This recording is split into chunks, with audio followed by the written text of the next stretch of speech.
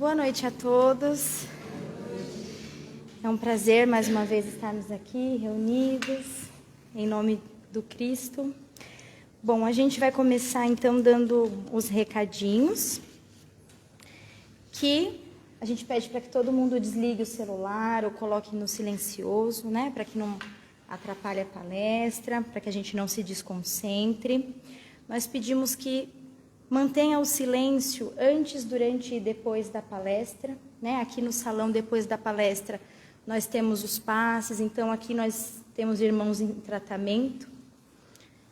Temos também uma biblioteca maravilhosa aqui na casa, disponível para quem quiser pegar os livros. Não tem aquela data fixa que você tem que devolver, então você pode pegar o livro, ler no seu tempo, aprender, estudar. A casa está coletando cartelas vazias de medicamento. Tem uma caixa que fica ali em cima da mesa. Quem trouxer pode colocar lá dentro. Nós estamos doando para o trabalho de uma outra instituição de caridade, tá? Às quartas-feiras, aqui na nossa casa, nós temos cursos mediúnicos. Então, o primeiro ano acontece aqui de forma totalmente presencial, todas as quartas-feiras, das 2 às 3 da tarde. E aí nós temos também os cursos online, né? O primeiro ano, ele é totalmente online, e os outros anos, ele é híbrido, né? Um dia em casa, teórico, e outro dia prático, aqui presencial. Temos a evangelização infantil, aqui na nossa casa, toda quinta-feira, com crianças de 3 até 16 anos de idade, né, com turmas diferentes. E é isso. Agora vamos ler a nossa psicografia. Nova era. Acheguem-se os sofredores. A casa do Pai é grande e abriga todos os necessitados. Jesus é o anfitrião na casa cheia, onde há louvor, alegria, estudo e muito trabalho. Todos são convidados. Entrem e sirvam-se. O evangelho é para todos. Não há distinção entre o obscuro e o poderoso, o sábio e o ignorante, o rico e o pobre, o bom e o mau. Não importa a crença, desde que o sentimento de religiosidade se conecte à fonte maior da vida. A fé, muito creem não a possuir. No entanto, ela é inata a toda a criatura humana. Na busca da sobrevivência e do bem-estar, a fé em si mesmo é o primeiro passo para chegarmos ao Criador. Crescimento evolutivo não ocorrerá sem a irmandade entre todos os filhos do mesmo Pai. Não ocorrerá sem todos os conhecimentos das leis divinas e das leis materiais que regem o desenvolvimento da inteligência. Todos são os escolhidos para o banquete. Jesus, o anfitrião, já aguarda cada um de nós em sua companhia. Prestemos atenção em suas palavras. Ele que nos fala em cada sermão do monte, em cada carta de Paulo, em cada ato dos apóstolos, em cada mensagem da Boa Nova. Nada fácil deixarmos o homem velho para trás, carregado de condicionamentos, hábitos infelizes, pensamentos viciosos. Renovemos nossa mente com a proposta do Evangelho, na retificação cristã, nas páginas consoladoras espíritas. Reunamo-nos todos e sempre, porque juntos restauramos os déficits morais a que nos subjugamos por danos pretéritos. Uns em ação com os outros, burilamos arestas de inimizades e antipatias, apagamos débitos antigos e espalhamos as boas sementes para pródigo amanhã. Sejam com o Cristo, hoje e sempre. Entrem na casa do Pai, acheguem-se e ouçam o chamado para a nova era. Essa mensagem foi recebida aqui na nossa casa no dia 23/3/2024.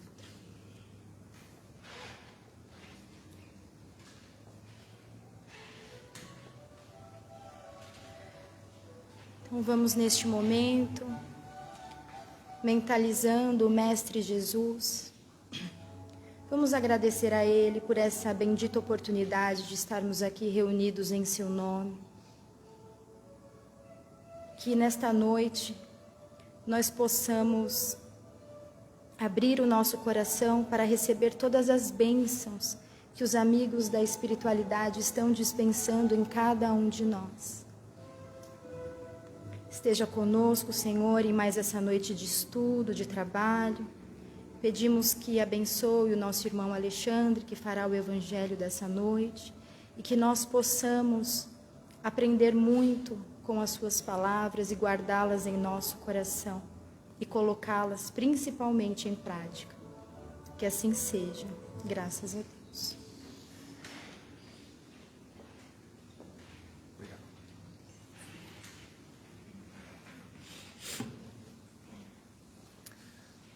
Boa noite. Muito obrigado por terem vindo hoje. Hoje eu estou substituindo, né, a palestra que era para ser da dona Hilda Doreto, né? Ela está doente? Tá. Infelizmente, ela se encontra doentinha, então vamos vibrar para ela, né, para que ela se recupere, né? E é uma tarefa difícil, né? Substituir assim uma pessoa tão proficiente, né? Mas a gente vai tentar.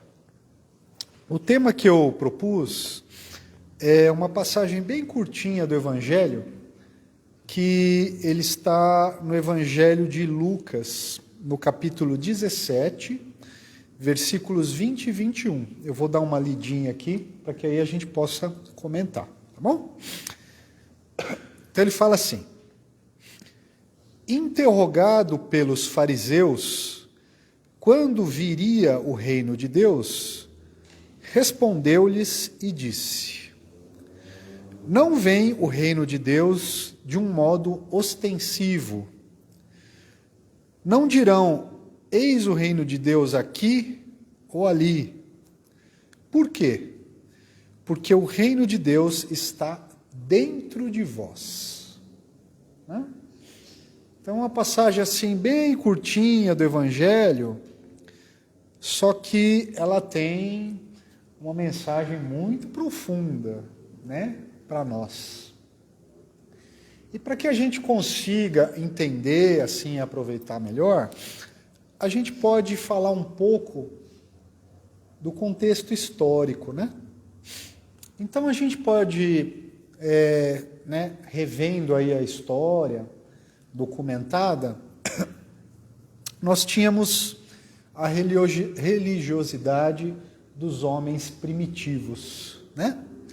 Que a gente chama popularmente de homens das cavernas, né? Apesar que eles não viviam em cavernas, né? Eles viviam ali nas savanas, né? Viviam ali em cabanas, né? Mas a gente chama de homens das cavernas por uma questão ali do cinema e tal, né? Então, esses homens, eles estavam sujeitos aos fenômenos da natureza, né? Então, eles viam o sol nascer, aí depois que o sol se punha, vinha a lua, aí chovia, aí tinha uma época que não chovia, aí os animais morriam, né? Eles não conseguiam comida, as árvores também não davam frutas, né? E em alguns locais existia neve, aí eles viam que quando chovia dava um trovão, fazia um barulhão. Então, estes homens primitivos, eles começaram a atribuir esses fenômenos da natureza a deuses, né? Então eles falavam, existe o Deus Sol, né, que é aquela bola amarela ali, é um Deus. A chuva é um Deus que manda para a gente, né, é o Deus da chuva. Quando tem uma seca muito grande, é porque o Deus ali que faz chover está bravo com a gente.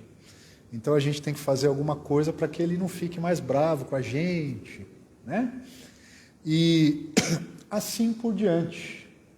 Então é uma religiosidade primitiva, em que o homem atribuía os fenômenos da natureza por vontade de deuses, né?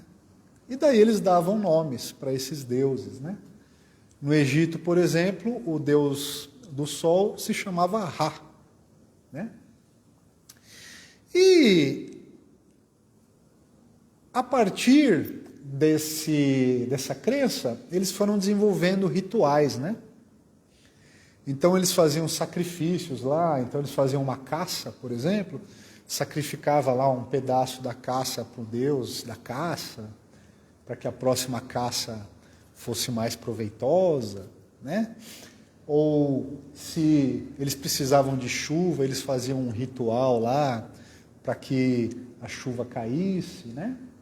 E isso até muito recentemente existia nos povos aqui, até inclusive do Brasil, né? Eles têm lá o ritual da chuva. Se você pegar os índios brasileiros, eles fazem lá um ritual que é para chover, né? E eles não estão tão errados a dizer que isso é de um Deus lá. Na verdade, é do Deus, nosso Deus, né? Porque o Evangelho já nos fala que não cai uma folha de uma árvore que não seja pela vontade de Deus. Mas, no seu primitivismo, os homens achavam que eram vários deuses diferentes que faziam esses fenômenos aí acontecer. E isso perdurou por milênios a fio, né? Até que um homem chamado Abraão, ele teve o que a gente chama da primeira revelação. E essa primeira revelação era o quê? Que existia um Deus único, que era supremo sobre todas as coisas. Então, esse homem Abraão teve essa revelação desse Deus único. O que para a época era uma coisa super exótica. Porque todos os povos da terra acreditavam em múltiplos deuses. E, inclusive, as grandes civilizações, né? As civilizações poderosas. Os egípcios, os sumérios, os mesopotâmios, os babilônicos, todos acreditavam em vários deuses. Essa ideia de ter um Deus único, que inclusive era invisível, que você não conseguia ver ele, né? Que ele não se manifestava, que não tinha uma imagem que representava ele, era muito radical para a época. E também porque eles eram um povo lá muito pobrezinho, um povo nômade, né, que vivia em barracas, ali no deserto, onde até hoje é aquela região ali do Oriente Médio.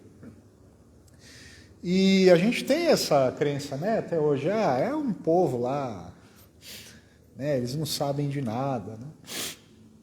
Então, o Abraão recebeu essa revelação. Só que eles mantiveram os antigos rituais. Eles ainda faziam sacrifício de animais, eles ainda faziam rituais, e eles ainda tinham uma relação de troca com Deus. Então eles ainda acreditavam que assim, eu tenho que fazer um sacrifício aqui para que Deus não fique enfurecido comigo. Tanto é que a gente tem aquela famosa passagem na Bíblia que Deus, né, pede para Abraão sacrificar o próprio filho. E daí, na hora que Abraão vai sacrificar o filho, chega um anjo, impede ele de sacrificar o filho e fala, não, Deus estava testando a sua fé. E daí ele vê lá uma ovelhinha, um cabritinho, um bicho lá, que é para ele fazer o sacrifício. Porque essa crença era tão arraigada, que se Deus falasse para ele, você não precisa fazer sacrifício, não. Para a gente é óbvio, né? A gente pensa, olha, se ele é Deus, eu preciso matar um animal para agradar ele? Não é uma coisa estranha? Hoje em dia para nós é estranho, mas naquela época, eles tinham aquela crença que era há milênios, desde lá de muitos, né? Anos, acredita-se que o homem surgiu há 100 mil anos atrás, né? Então, há milhares e milhares de anos, eles tinham essa crença de que tinha que fazer um sacrifício, alguma coisa para Deus, para os deuses, né? E Abraão não quebrou essa tradição, porque era muito arraigada, né? E, além disso, eles começaram a acreditar num Deus bélico, num Deus o quê? Que ajudavam eles nas guerras contra os outros povos, né? E essa crença perdurou durante séculos no povo judeu, tanto é que a gente conhece aquela passagem das muralhas de Jericó, né? Em que eles cercaram uma cidade lá, e eles falaram, vocês cercam a cidade e tocam aqui a trombeta. Quando vocês tocarem a trombeta, o portal lá da cidade vai ser destruído, aí vocês vão conseguir invadir lá e conquistar a cidade. Uma ideia que para nós hoje em dia também é absurda, né? Imagina alguém chegar, Deus falou para mim que a gente pode ir lá invadir lá o Paraguai, ou a Colômbia, a Bolívia, não sei aonde lá, e matar todo mundo, que Deus vai ajudar a gente a matar as pessoas lá e tal, né? Mas na época, eles acreditavam nisso. E até hoje existem pessoas por aí que acreditam nisso, né? Não tem os homens bomba, que eles acreditam que se eles forem lá, ele entra aqui, se explode, nos mata a todos nós aqui, e ele acredita que ele vai para o paraíso, né? Que Deus manda ele matar os outros. Até hoje isso existe, essa crença. Então você vê que essas coisas, né, elas vão perdurando. Finalmente, depois de muitos séculos, milênios, existia um homem chamado Moisés, em que Deus também, né, se revela a ele e dá a ele um código de conduta, que nós hoje em dia conhecemos como os 10 mandamentos, né? Os 10 mandamentos, todo mundo, né, acho que pelo menos alguma vez na vida já ouviu falar, né? A gente conhece os mais famosos, né? Não matarás, não dirás falso testemunho, não cometerás adultério, não roubarás, não é isso? Então, Moisés, ele já recebe um Deus diferente. Não é um Deus conquistador sanguinário, que exige sacrifícios sangrentos. Ele é um Deus moralizador, que começa a ensinar para nós como que nós devemos nos comportar no mundo, dando algumas regras simples. Hoje em dia também a gente acha, né, nossa, será que Deus tinha que falar que não posso matar uma outra pessoa? Né? Não é uma coisa assim óbvia, não é para você matar o outro ali, tá? Tá lá. Mas naquela época, eles acreditavam que além de você poder matar a outra pessoa, Deus ajudava você a matar a outra pessoa. Né? Então, Deus começa, né, você vê que é um processo muito lento de nos tornar, de nos transformar de meros animais que nós éramos lá naquelas épocas pré-históricas, primitivas, né?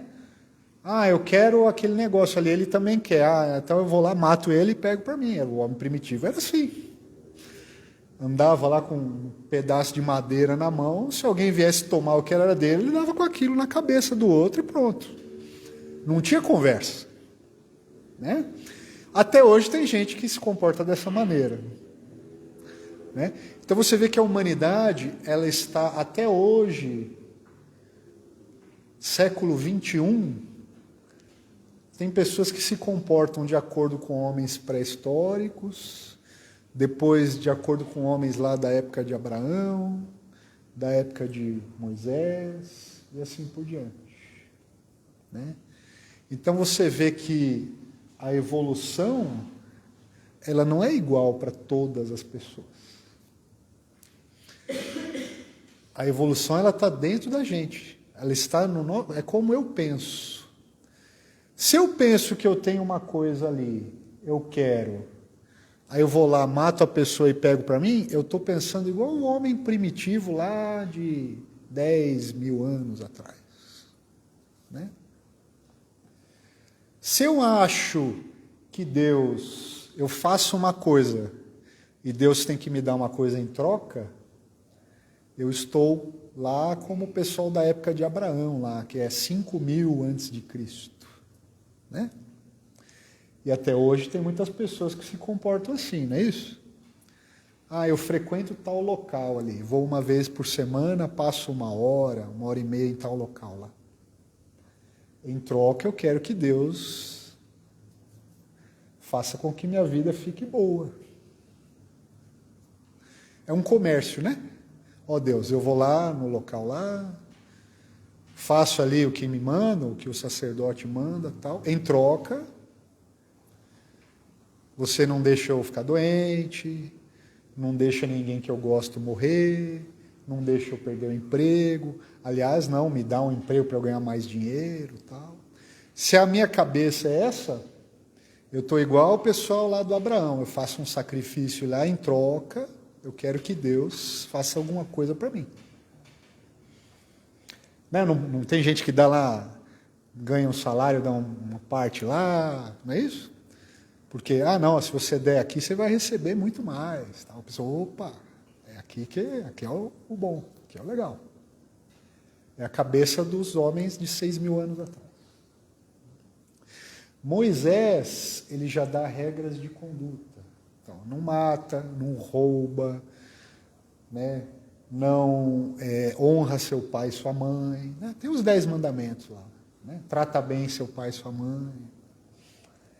Hoje em dia também a gente acha um absurdo, mas naquela época era muito normal. Os filhos pegavam, tomavam as coisas dos pais, expulsavam os pais de casa. Porque a pessoa está mais velha, né? Como é que ele vai, uma pessoa velha, fazer frente a uma pessoa jovem? Porque o negócio era na força física, né? Então, aí Moisés teve que falar, para variar, trata bem seu pai e sua mãe. Deus mandou que você trate bem eles. Você tem que honrar eles. Então tá bom, então não vou maltratar meus pais. Se nós formos ver ali os 10 mandamentos, hoje em dia são como coisas óbvias. Mas para aqueles homens lá, não eram óbvias. Era uma novidade dizer que você não deveria roubar. Que você não deveria matar. Que você teria que honrar seus pais. E assim por diante. E essas regras de conduta, depois de Moisés, elas foram ficando cada vez mais complexas. Porque Moisés, além de ser ali o condutor daquele povo, ele era também um legislador, ele tinha que fazer leis. Né? Então, tinha lá aquela lei, olha, se a sua mulher está impura, você não pode se deitar com ela, não é? O que era isso? Porque ele percebeu que um período do mês lá, a mulher, né, ela sangrava e tal. E se o homem se deitasse com a mulher, né, imagina no deserto, sem água, sem nada, né? Aquilo ali ia causar doenças, como causava. Só que se ele falasse para um homem lá embrutecido, né, olha, não deite com a sua mulher quando ela estiver lá, ele fala, não, mas é minha mulher, pô. Ainda mais naquela época, né, eu faço o que eu quiser com ela. Era propriedade da pessoa, né? Aí ele falou, não, Deus falou para você não fazer isso. Foi Deus? Foi. Então eu não vou fazer. Então essas regras de comportamento, ele tinha que falar que eram vindas de Deus, porque senão a pessoa não ia cumprir. Né? Coisas básicas, tipo, ó, antes de você comer, você deve lavar as mãos, limpar as mãos. Né? Os judeus faziam isso. Aí, né? Por quê? Porque a pessoa ficava trabalhando ali no campo o dia inteiro, mexia ali com bicho, com animal, às vezes mexia ali até com coisa sangrenta, com bicho, coisa infeccionada. Aí ia lá, sentava na mesa, pegava a comida, comia, ficava doente. Então Moisés teve que pôr a lei, olha, antes de comer, Deus manda que se lave as mãos. E essas leis, né? Moisés, 400 anos antes de Cristo. Então, essas leis foram cada vez ficando mais complexas, né? Até chegar na época de Cristo. Na época de Cristo, existiam 613 leis que os judeus tinham que cumprir. Então, essas 613 leis, elas eram fiscalizadas por um grupo de pessoas chamadas fariseus. Né? E esses fariseus fiscalizavam ali. Então, no Shabá, né, que é o sábado, você não pode trabalhar. Então não podia fazer nada no sábado. Né? Se você for pego fazendo alguma coisa, você é criminoso perante a lei e tal. Mas e você, fariseu? Não, mas eu sou um homem santo. Eu posso. Né? A lei não é para mim, é para você. Né? Então, os fariseus, eles eram extremamente hipócritas. E eram uma das poucas pessoas que Jesus não teve muita paciência. Né?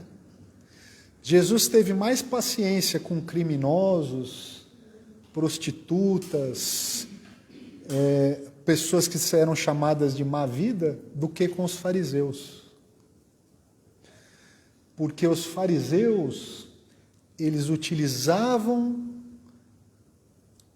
das leis mosaicas para obter vantagem das pessoas. Né? Tanto é que Jesus falava, raça de víboras, sepulcros caiados por fora e cheio de podridão por dentro. Né? Ele era mais duro com essas pessoas do que com os bandidos, os loucos, o pessoal que vivia nas tavernas, as prostitutas. Tanto é que também está lá no Evangelho, os homens de má vida e as prostitutas vos precederão no reino dos céus. Você imagina uma pessoa super vaidosa, que se dizia santa, ouvir isso de alguém? Imagina aí uma dessas pessoas, né, que aparecem na televisão, que são luminares das religiões, alguém falar isso para eles. Eles iriam querer matar, né? A pessoa fala, vamos matar essa pessoa. Ele está nos chamando de raça de víboras. Só que Jesus, ele traz um outro tipo de Deus. Né? Ele traz um Deus de amor. Então você vê, a gente tinha primeiro aquele Deus da natureza, depois ele virou um Deus guerreiro, depois ele virou um Deus comerciante, né? Tipo, eu faço uma coisa para você, você faz uma coisa para mim. Aí Moisés, um Deus moralista, que diz como que a gente deve se comportar. E Jesus nos fala de um Deus de amor. perguntaram para Jesus: qual o maior mandamento da lei? Amar a Deus sobre todas as coisas e o próximo como a si mesmo. Estes 2 mandamentos resumem toda a lei e todos os profetas. Quer dizer, aqueles 5.000 anos ali antes de Jesus, lá que começou com Abraão, Moisés, aí teve todos aqueles profetas lá, né, que a gente já ouviu falar. Jeremias, Isaías, né, Elias. Lá no Antigo Testamento tem lá todos os profetas ali, né? Salomão, etc. Davi. Todos esses profetas, tudo que eles falaram, tudo que está escrito, tudo que Moisés falou, tudo que Moisés escreveu, se resume nessas 2 leis. Amar a Deus sobre todas as coisas e o próximo como a si mesmo. Amar a Deus sobre todas as coisas. Tudo que acontece comigo ou com as outras pessoas está absolutamente certo. Não existe injustiça no mundo. Tudo que já me aconteceu e vai acontecer foi pela vontade de Deus. Até aquele momento lá que eu passei a maior raiva da minha... Sim, aquele momento também. E quando ali aquela pessoa que eu amava morreu, tal, também. Ela morreu porque Deus quis, porque era a hora dela. E aqueles momentos felizes, também, aqueles momentos felizes foi porque Deus quis. Isso é amar a Deus sobre todas as coisas. Né? E o próximo como a si mesmo. Vou fazer uma coisa. Eu gostaria que aquilo fosse feito para mim? Não, então eu não faço. Então, aí a gente percebe a genialidade divina de Jesus, né? Jesus, e aquele negócio ali de que tem que lavar a mão, que tem que fazer isso, tem que fazer aquilo, etc. Não. Aquilo ali, eu não vim revogar a lei. Aquilo ali são regras, né, que foram estabelecidas para que a gente pudesse viver bem uns com os outros, né? Coisa de saúde. Por que os judeus não comiam carne de porco? Porque eles não tinham a ciência sanitária, então os porcos eles tinham a carne contaminada. Imagina você criar porco no deserto. Né?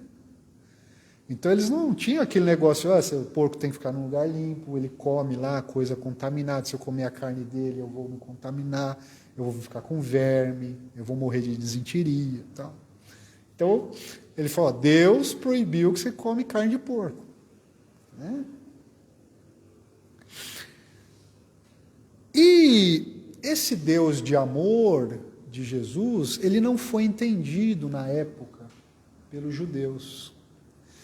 Porque eles esperavam que o Messias fosse aquele Deus bélico lá do passado. Porque eles achavam que o Messias ia ser alguém que ia libertar eles dos romanos. Porque os judeus eram dominados pelos romanos. Então eles achavam que o reino de Deus era um reino mesmo. Ia ter um rei, ia ter exército, ia ter princesa, ia ter barão, duque, conde, aquelas coisas do reino, ia ter general, ia ter juiz, não sei o quê. Né?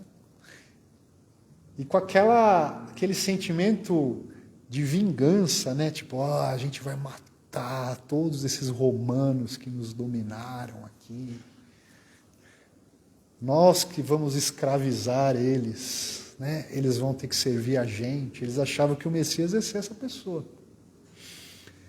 E Jesus fala, olha, como diz aqui, né? O reino, ele não vai ser assim, o reino está ali, ou está aqui, né? Ele fala, não vai ser uma coisa ostensiva. O reino de Deus está dentro de você. E até hoje a gente tem um pouco essa ideia, né, de que o reino é um lugar, né? Depois da morte, se você for uma boa pessoa, você vai para o céu, é o reino de Deus. Então a gente imagina que é um local lá, né?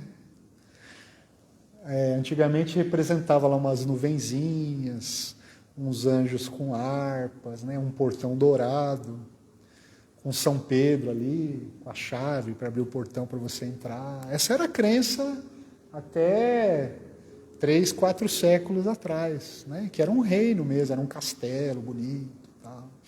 Tem até alguns livros da Idade Média que tem o desenho de como eles achavam que era o reino de Deus. Era um castelo com bandeiras.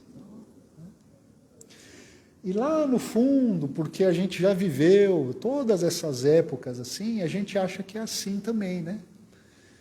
Que a gente vai para um local legal, né? Tem aquele filme, né, O Nosso Lar, né, que mostra ali um local todo bonito, com jardins, etc. Só que ele dá a dica que o reino de Deus ele está dentro de você. Então, a doutrina espírita, ela nos deixa muito claro o que é esse reino. Ou melhor, ela deixa muito claro para onde nós vamos depois que nós desencarnarmos. Nós vamos ficar junto com as pessoas que são semelhantes a nós.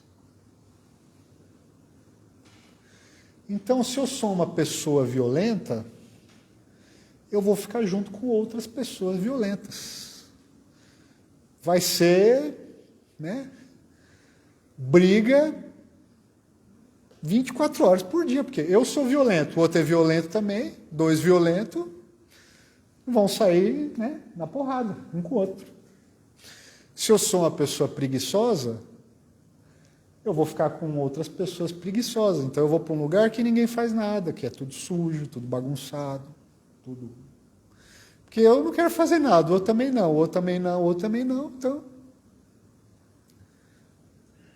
é igual esses centro acadêmico de faculdade que tem por aí, né? Um monte de lixo no chão, as paredes do local lá tudo pichado, resto de comida jogado, ninguém tira o lixo transbordando. Vai ser assim. Se eu sou uma pessoa invejosa, né, eu vou ficar com outras pessoas invejosas. Se eu sou uma pessoa que fala mal dos outros, eu vou ficar com outros. Chegou mais um aqui, aquele ali. Então, para onde que eu vou depois que eu desencarnar? Eu vou para dentro de mim mesmo, né?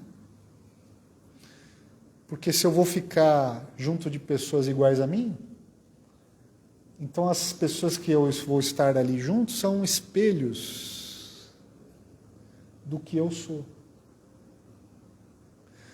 Então, se eu me acho uma pessoa desagradável, se eu acho que eu sou uma pessoa que as pessoas não gostam de ficar perto, se eu sou uma pessoa crítica, maldosa, né, egoísta, está na hora de eu mudar.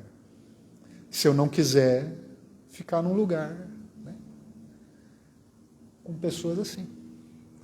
Agora, pelo contrário, se eu sou uma pessoa caridosa, alegre, trabalhadora, estudiosa, eu vou ficar com pessoas assim. Então, eu estou num lugar que todas as pessoas são trabalhadoras. Então é um lugar maravilhoso. Por quê? Porque é tudo certinho, não tem sujeira em lugar nenhum, é tudo bonito, né?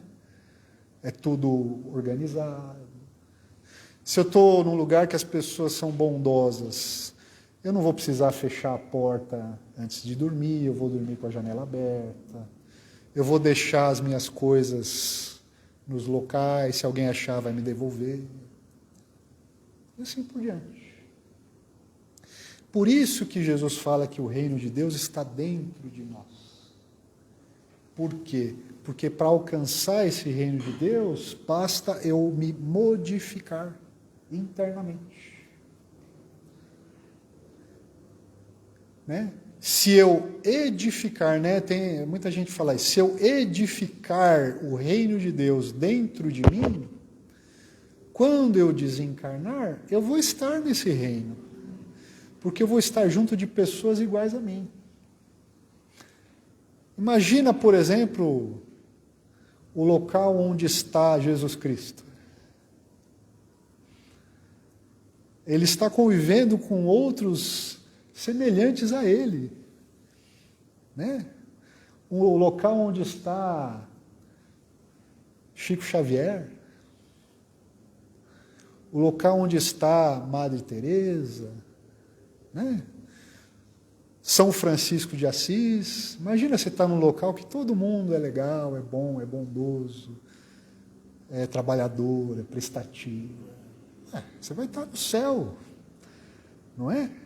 Então isso é o reino de Deus. E por isso que Jesus falou, ele está dentro de você. Né?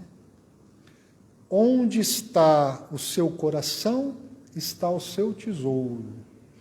Jesus Cristo nos falou isso. Então, você vê que muitas vezes o Evangelho, ele vem nos falar o óbvio. A coisa assim que uma criancinha é capaz de entender. Né? A minha vida inteira eu só fiz mal para os outros. Para onde eu espero que eu vou depois que eu desencarno? Eu vou para um lugar maravilhoso?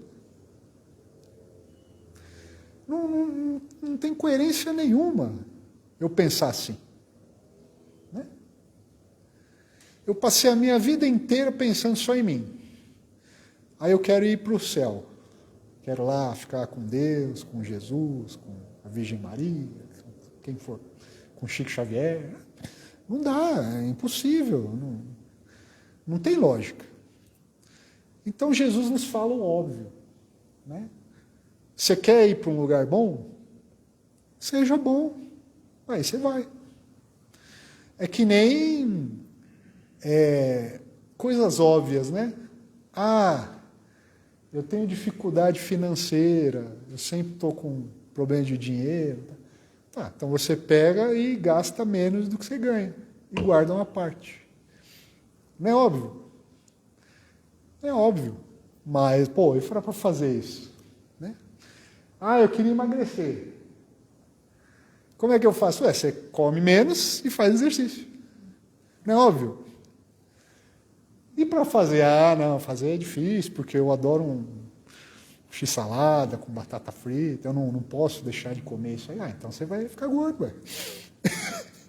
É a mesma coisa a nossa vida, né? Eu sou assim mesmo, quando meu pavio estoura, eu explodo mesmo, sai de perto de mim, então, né? Não tem o que fazer, né? O rapaz lá desviou dinheiro, né? Estava lá num cargo lá, desviou dinheiro e tal. Mas é que, sabe o que é? Se eu não pegar, vem outro e pega. Então, eu preferia eu pegar, né? Porque eu vou deixar para os outros. Então, eu fui obrigado a desviar o dinheiro lá. Então, você vai para um local que as pessoas são desonestas. Né? Um vai roubar dos outros ali, né? Vai ficar um roubando do outro. Então, o Evangelho, gente, ele nos fala do óbvio. Daquela coisa assim, se eu parar para pensar, eu chego a essa conclusão. Não precisava nem ter o Evangelho. Né? Jesus Cristo, eles vêm nos falar das coisas que a gente já sabe. Tudo que eu falei hoje, vocês já sabiam. Vocês pegarem lá no fundo, ali da sua mente, vocês já sabem isso que eu falei. Né?